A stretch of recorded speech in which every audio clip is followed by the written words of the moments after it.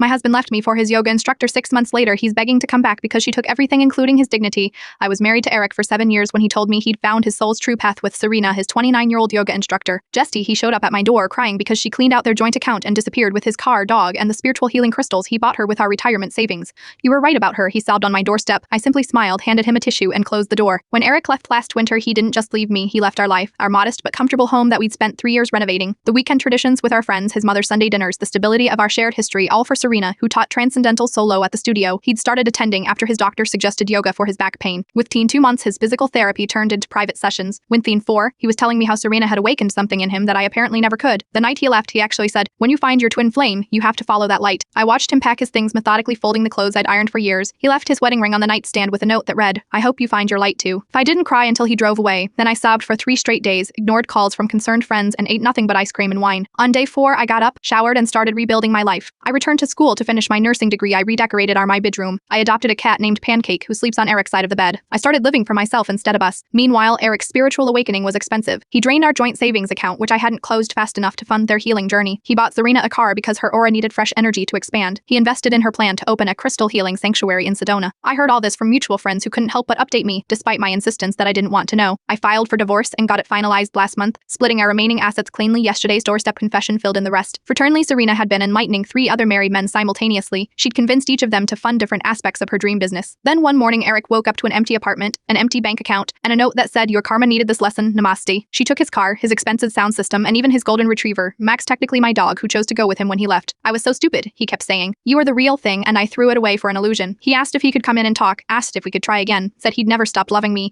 even when he thought he had. I simply said, "I found my light, Eric, it wasn't you." Through my window, I watched him walk to his mother's car, which he'd borrowed to come see me. I felt no satisfaction in his pain, no joy in his regret, just a profound peace knowing I'd survived the worst day of my life and built something better from its ashes. Some flames aren't worth following back into the fire that once burned you.